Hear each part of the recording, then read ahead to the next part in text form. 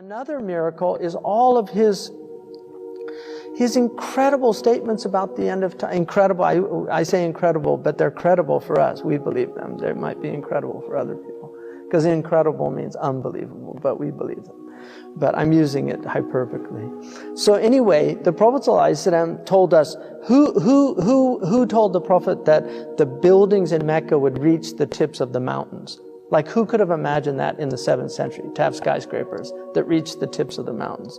Who told the Prophet ﷺ that the mountains of Mecca would have tunnels? إِذَا بُعِجَتْ كَضَائِمُ مَكَّةَ. I mean, it's in a hadith. When the mountains of Mecca, when the base is drilled open, bu'ijat means to like pierce, right? So who told the Prophet ﷺ that? Who told the Prophet ﷺ that women would wear spandex towards the latter days? Because they didn't understand that hadith, kasiyatun ariyat, dressed and undressed at the same time. We understand that, unfortunately, right? I mean, we understand that. But who would have understood that in the 7th century Arabia? Read the tafsir, they didn't understand it. They're like, how could you be dressed and naked at the same time? So they said things like, kasiyat fi dunya, ariyat fil akhirah. Everybody's ariyat fil akhirah on the Day of Judgment. We now know what that means. The Prophet ﷺ said that people would walk in marketplaces, badiyatul afkhad, with their thighs bare. Civilized people never do that. Primitive people don't create marketplaces. Primitive people barter. You know, they live they don't have marketplaces. That's the difference between civilized, one of the differences between civilized and, so he's talking about people in aswaq, in malls, walking with shorts on.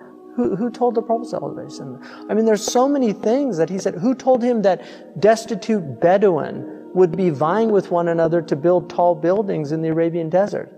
Who told him that all this money would come to the Arabian Peninsula? Who told him that the Arabian Peninsula would be turned into gardens and have green, I mean, it was desert. Like, now you go and you can see these amazing gardens. I mean, they actually have skiing in Dubai. Like, they have snow.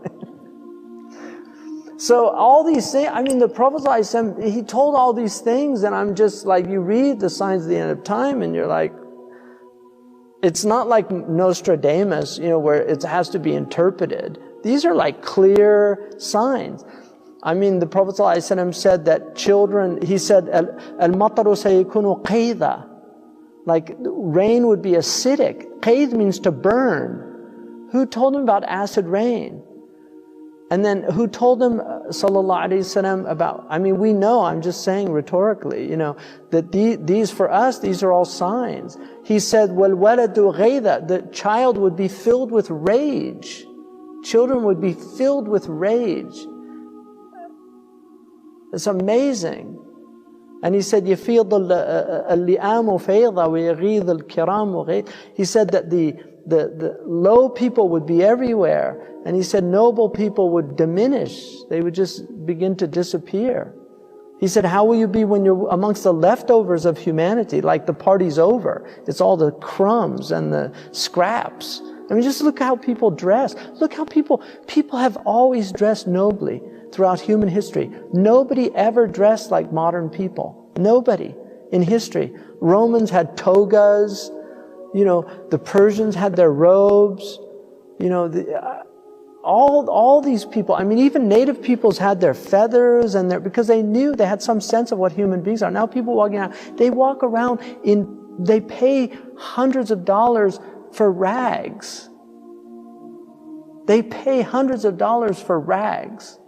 What's happened to human beings that this is their state?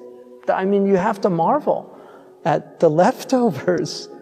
It's just amazing. But there were days, I mean, look, there were days when heroes walked the earth. Like, now they want to, every hero they just have to tear down. Everybody of any distinction, they have to tear them down. They have to destroy them. They have to expose them, show how they're just like everybody else. There's nothing special about them. You know, this is a sickness of people. It's all this leveling. And you know, there were great people, and I've sat with sanctified souls. I know it. I've been in their company. I've been in their presence. I've felt their hal, you know. So these are real. They're real. And the awliya are real. The people of Allah are real. And the lovers of the Prophet ﷺ, they know what they have, and they know what they have in their hearts. And the people that don't have that, they don't know. But Abu Hanifa said, if kings knew what we had, they would send their armies to take it from us.